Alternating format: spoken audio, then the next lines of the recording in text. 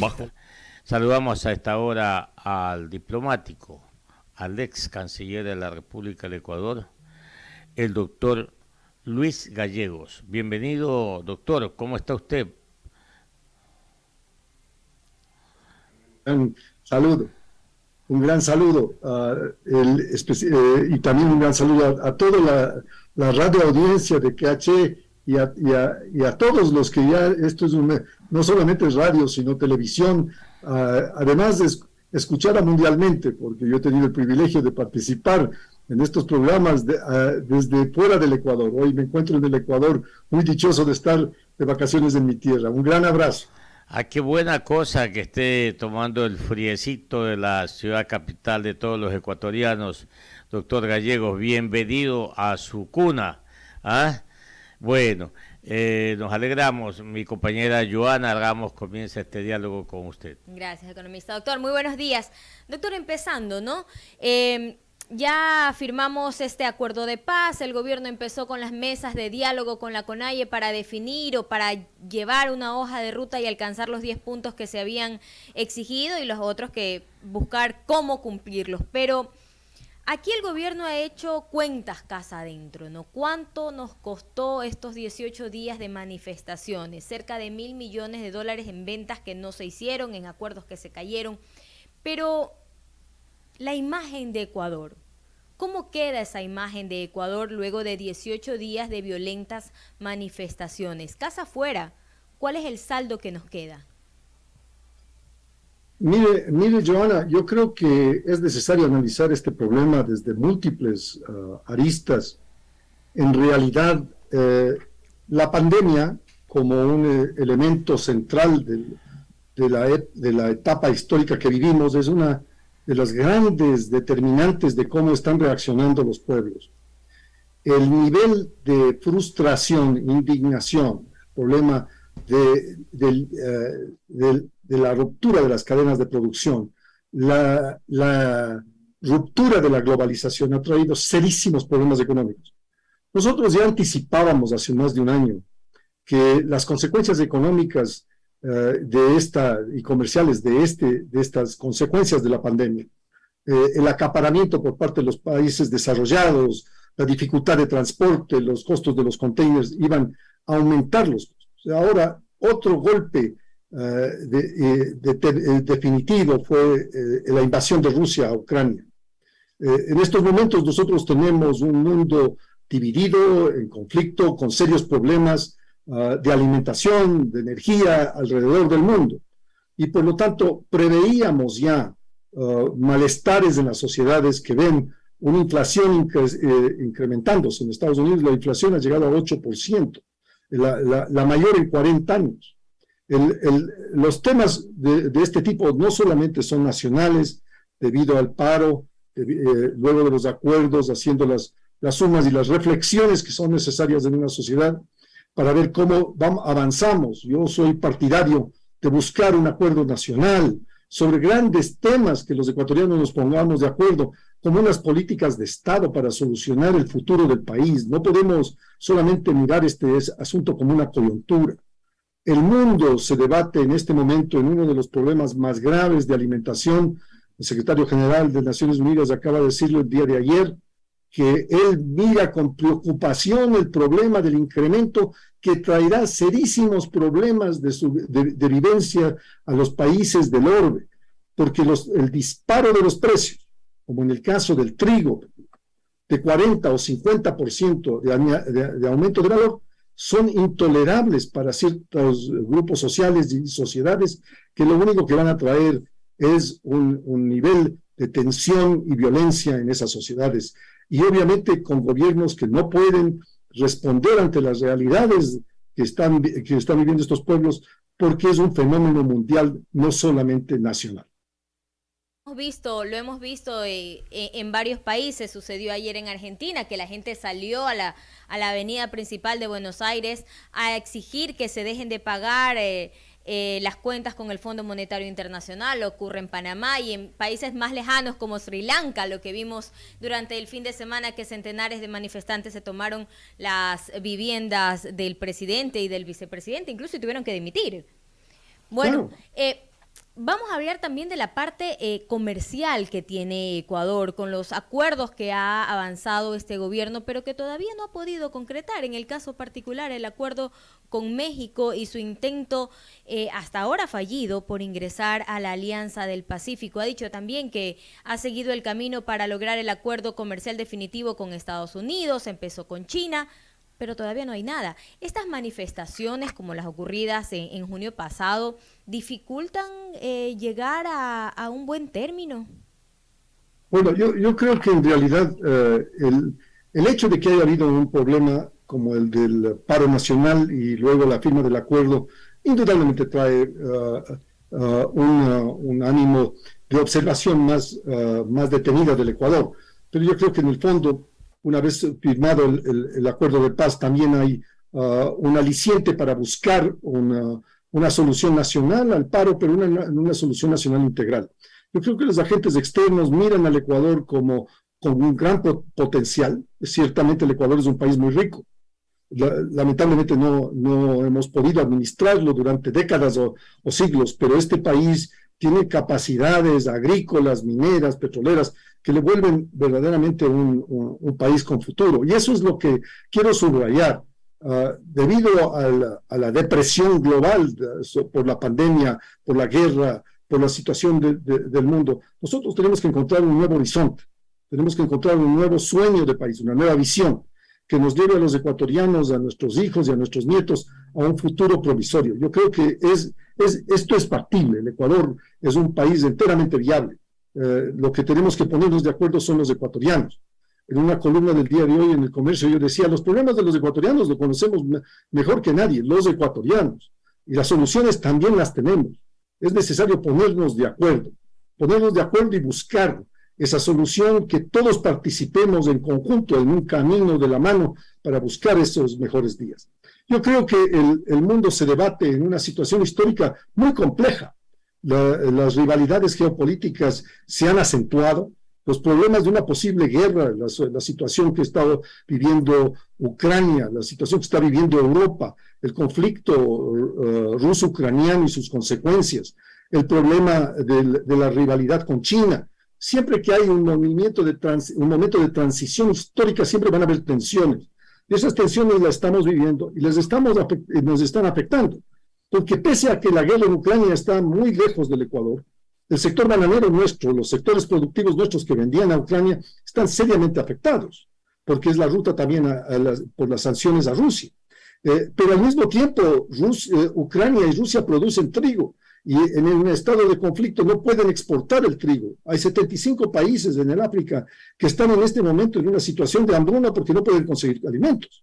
Por lo tanto, las consecuencias de una globalización extendida son consecuencias que uno tiene que meditar en el contexto. No es que es culpa de alguien que haya subido, regresando sobre el pan o el aceite en el Ecuador.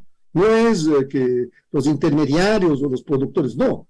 Son cadenas de producción global que tienen un impacto, porque nosotros tenemos lamentablemente una dependencia alimentaria muy grande. Pese a ser un país muy rico, agrícolamente muy promisorio, nosotros importamos el 99% del trigo. Nosotros producimos solo el 1% del trigo que consume el Ecuador. Y eso no podemos, lamentablemente, comer petróleo. Canjeamos petróleo por trigo. Y ese es uno de los grandes elementos, porque la dieta diaria de los ecuatorianos no solamente es el pan, es el fideo, son las coladas, son todo tipo de alimentos que derivan de la harina.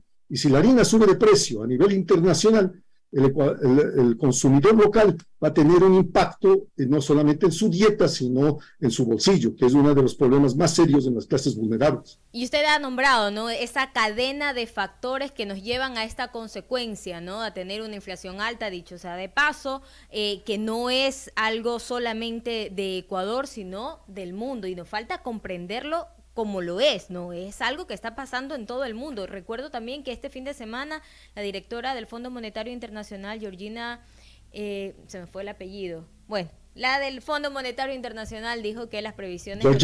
Georgieva, exactamente. Dijo que las previsiones de crecimiento mundial incluso tienen que ser revisadas nuevamente porque no no estarían dando los indicadores que se habían pronosticado para el inicio.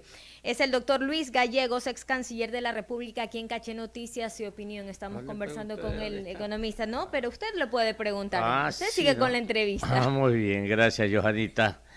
Doctor Gallegos, usted en su experiencia diplomática se imaginó los problemas que existen hoy en Gran Bretaña, de donde su primer ministro, ¿no?, tuvo que dimitir y la comunidad o la población de Inglaterra, por ejemplo,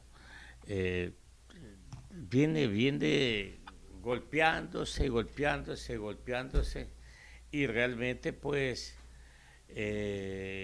sorprendentemente para todo el mundo una nación como Inglaterra o un estado como esto que comprende pues Gran Bretaña, hoy por hoy también como que se integró al resto del mundo en determinados países donde se dimiten las autoridades, donde hay enfrentamientos, etcétera, etcétera. Y por otro lado, también ya en el tema económico y cambiario, mire usted el euro cómo ha perdido espacio, cómo ha perdido poder adquisitivo frente al dólar, que tiene aceptación universal.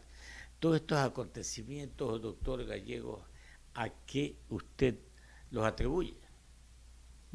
Estimado Cleore, indudablemente, para centrarme en su pregunta en la primera parte, Boris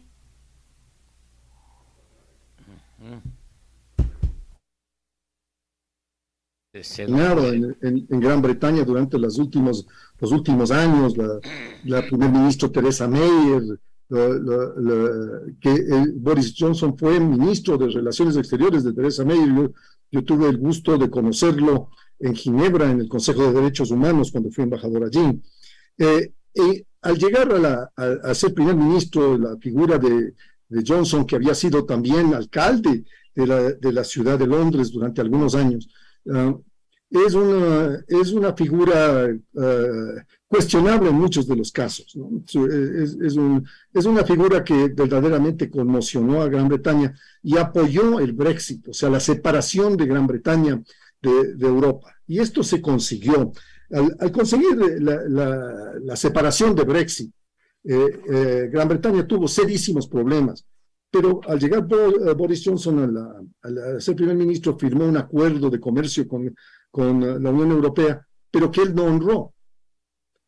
Por lo tanto, una serie de secuencias de su gobierno, de este tipo de ambivalencias, el tema de la pandemia, se le cuestiona por decisiones inconsultas durante la pandemia, y más que nada cuando las ciudades estaban cerradas, su gabinete interno, sus ministros y los demás festejaban en fiestas cuando era absolutamente prohibido por las mismas regulaciones que ellos habían impuesto. Entonces, de escándalo en escándalo, el señor Johnson llegó a un momento en que en un régimen parlamentario, porque hay que comprender también que Gran Bretaña es un régimen en el cual si gana el Partido Conservador la mayor parte de los escaños, puede hacer el gobierno, se constituye en el gobierno.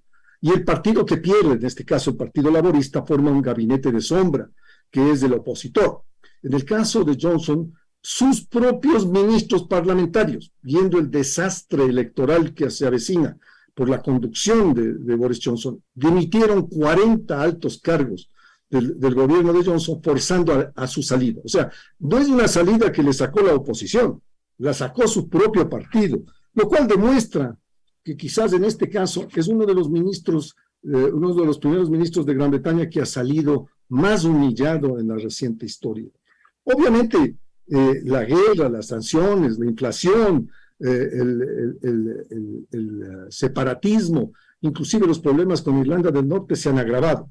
Johnson ha tomado serias medidas para apoyar a Ucrania en su guerra contra Rusia, y obviamente todos ellos tienen una secuencia de un encarecimiento de la vida dentro de Gran Bretaña a niveles que considera el pueblo en general intolerable.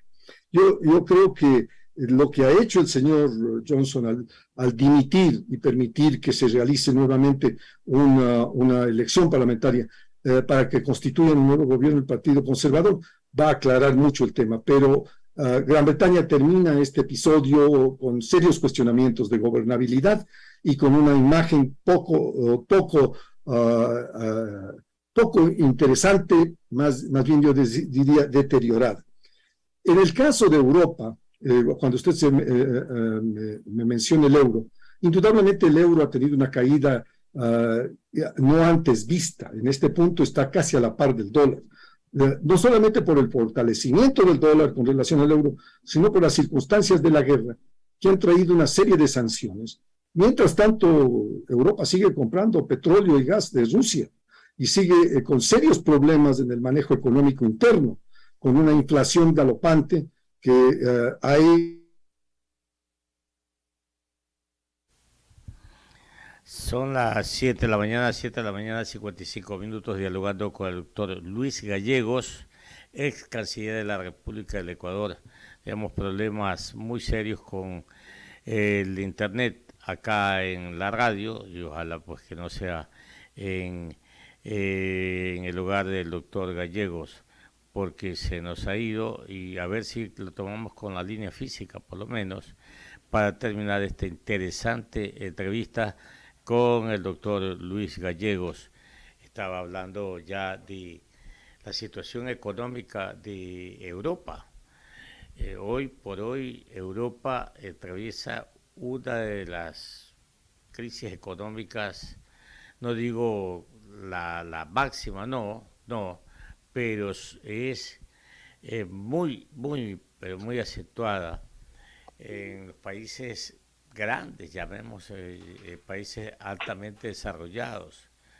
Tenemos ahí a Alemania, tenemos a Francia, tenemos a Italia, países que realmente pues hoy están atravesando serios problemas en la parte económica. No se diga países medianos o pequeños, pero más medianos, yo diría, en la propia España, por ejemplo, la misma Grecia, países como, bueno, quizás Dinamarca es otra economía, ellos tienen más recursos, pero no deja de preocuparnos a todos porque somos un país que también dependemos de esa economía. A ver, doctor, por favor, disculpe que se nos fue la línea del internet. Usted estaba en la palabra diciéndonos que el euro, como nunca, pues llegó ya a la par que el dólar. Eso hablamos ya en el aspecto cambiario, pero en el aspecto ya económico, en la producción de bienes y servicios, también hay problemas serios. Y, por ejemplo, doctor Gallegos, el problema de Ucrania con Rusia está trayendo serios inconvenientes, serios problemas en cuanto al suministro de gas, por ejemplo, doctor Gallegos. Claro, muchísimas gracias. Yo también lo lamento que se haya caído el internet.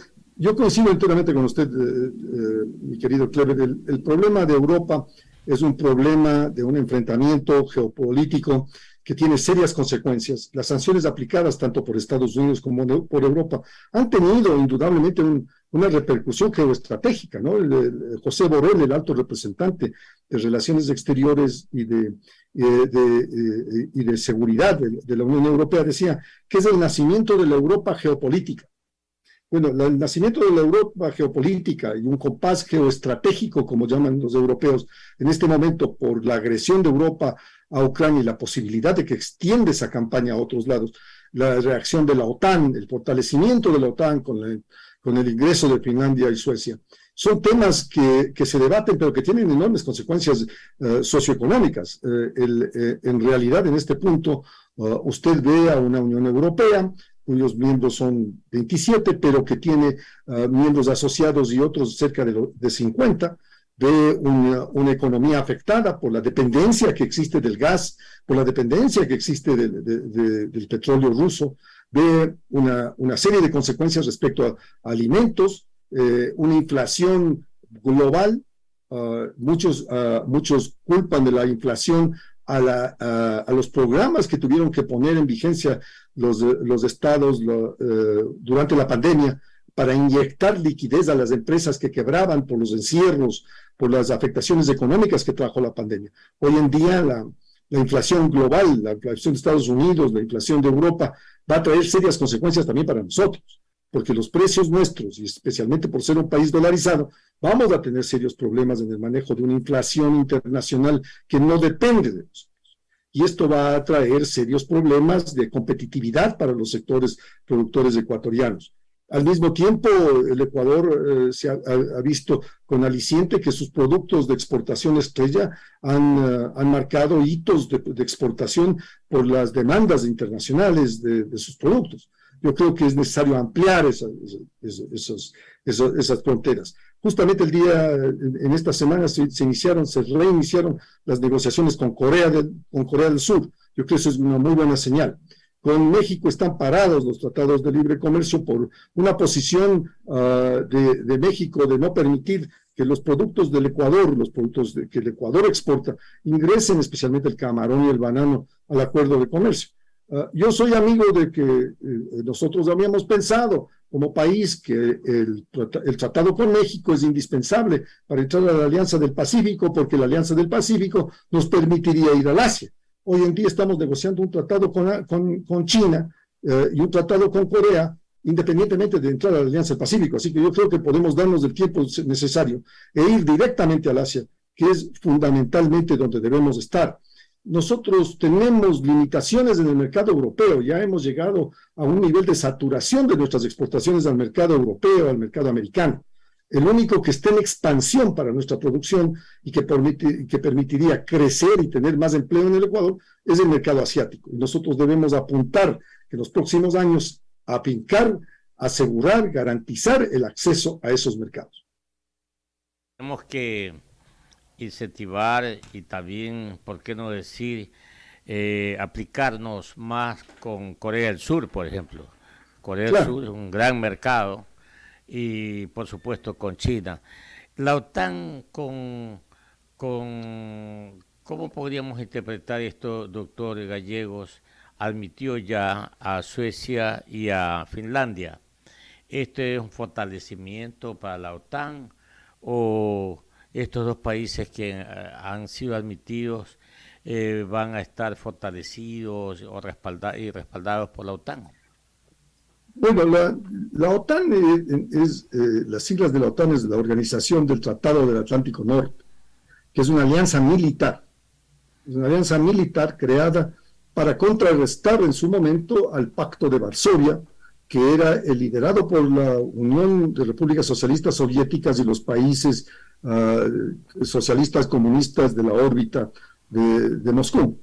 La OTAN, en este punto, fue altamente criticada durante el periodo del presidente Trump y entró en una crisis muy grande, porque el mayor socio de la OTAN es de Estados Unidos y el presidente Trump había puesto en cuestionamiento el que los europeos no aportaban lo suficiente y que la carga mayor de la defensa y de los gastos era norteamericana. En este caso específico, hoy en día la acción de Putin ha fortalecido a la OTAN, ha unificado criterios, y en el caso de Finlandia y Suecia, que siempre habían sido neutrales porque tienen fronteras territoriales en la parte ártica con Rusia, ellos siempre habían mantenido cierta cautela, pero frente a este hecho han decidido entrar a la OTAN. La OTAN tiene como fundamento que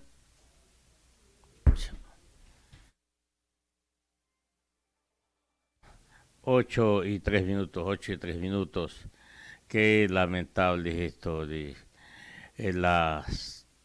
los servicios, el internet.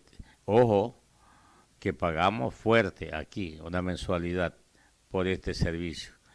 Hoy día hay que hacer el reclamo formal y fuerte. Qué lástima no haber terminado esta entrevista con el doctor Gallego. Adelante usted, doctor. Mi querido Clever, lamentablemente la tecnología a veces es así, Sí, y yo creo que es muy importante que nosotros avisoremos así es. para Le consulto al doctor Luis Gallegos, ex canciller de la República, diplomático de carrera. ¿A dónde nos está representando ahora? ¿A qué organismo? no, Clever, yo estoy en la Universidad de Harvard y yo soy presidente de UNITAR, de la agencia del directorio de UNITAR, que es la Agencia de Naciones Unidas para Capacitación Global. Y yo tengo también algunas funciones en el tema de organizaciones no gubernamentales que atañen al envejecimiento. Yo ahora estoy dirigiendo la Fundación para la Iniciativa Global del Envejecimiento Activo, que intenta generar una convención de Naciones Unidas para la protección de los derechos de las personas adultas, ya que en este momento en el mundo somos 1.000 millones de personas mayores de 60 años y para el año 2050 seremos 2.000 millones. 800 millones de esos serán mayores de 80. Por lo tanto, hoy en el mundo somos más personas adultas que niños naciendo. Ese cambio de la pirámide poblacional va a traer serias consecuencias para la economía, para las sociedades, para el ámbito de los sistemas de cuidado y bienestar. Todo ello va a tener una implicación y es necesario tener un margen de defensa de los derechos y protección a las personas mayores adultas cuyos derechos han sido conculcados, más aún con la pandemia, en donde han aportado el mayor número de muertos. Por lo tanto, es una causa global que la que dirijo, es una causa que tiene la intención de vincular, de proteger y de dar dignidad a un conglomerado que representa alrededor de 1.500 a 2.000 millones de personas. Y en ese orden, entonces, a los países, a los jefes de Estado, les queda buscar los recursos necesarios para solventar, pues, la vida, la presencia y el bienestar de ese número grande de personas que a futuro, como usted dice, hasta el año 2050,